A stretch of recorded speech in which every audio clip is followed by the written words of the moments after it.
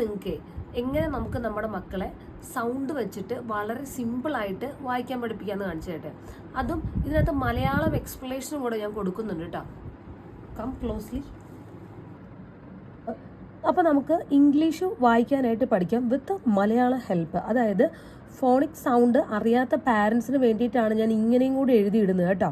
അതായത് നോക്കിയാണേ, ക ആ ബ് കാബ്, ഇത് കാബ് എന്നാണ് വായിക്കുക. പക്ഷേ സിയുടെ സൗണ്ട് ഖ് ആണെന്ന് അറിഞ്ഞിരിക്കണം, എയുടെ സൗണ്ട് ആയാണെന്ന് അറിഞ്ഞിരിക്കണം, ബിയുടെ സൗണ്ട് ബ് ആണെന്ന് അറിഞ്ഞിരിക്കണം.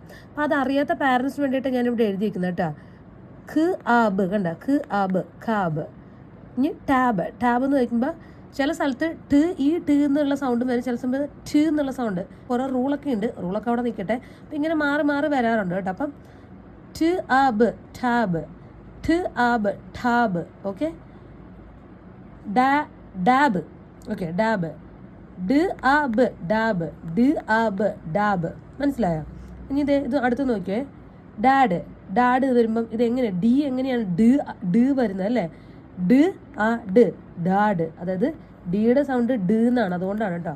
അടുത്ത് ബാഡ്, ബ് ആ ഡ് ബാഡ്, ബ് ആ ഡ് ബാഡ്. ഹാഡ്, ഹ് ആ ഡ് ഹാഡ്. മനസ്സിലായോ? ഇങ്ങനെയാണ് നമ്മൾ ഈ ഒരു ലെറ്ററിൻ്റെ സൗണ്ട് വെച്ച് വായിക്കുന്നത്. അപ്പോൾ ഞാൻ നിങ്ങളോട് പറയാൻ വന്നൊരു കാര്യം, എൻ്റെ പുതിയൊരു ബുക്ക് നമ്മൾ ഇറക്കാനായിട്ട് പോവുകയാണ്. ഇതുപോലെ ഇംഗ്ലീഷിൽ കുട്ടികൾക്കുള്ള വേർഡ്സ് കൊടുത്തിട്ട് അതിൻ്റെ മലയാളം പ്രൊനൗൺസിയേഷൻ കൂടെ ഇതുപോലെ മലയാളത്തിൽ മെൻഷൻ, ഇപ്പം ക്യാബ് എന്നാണെങ്കിൽ ഖ് ആബ് ഖാബ് എന്നും കൂടെ എഴുതി കുട്ടികളെ പാരൻസിന് ഫോണിക് സൗണ്ട് വെച്ച് വായിക്കും. നിങ്ങൾ എപ്പോഴും ഫോണിക് സൗണ്ട് വെച്ച് മാത്രം പിള്ളേരെ വായിപ്പിക്കാനായിട്ട് പഠിപ്പിക്കുക, അല്ലാതെ APPLE ആപ്പിൾ എന്നുള്ള പണ്ടത്തെ പാറ്റേണിൽ വായിക്കാനായിട്ട് പഠിപ്പിക്കരുത്.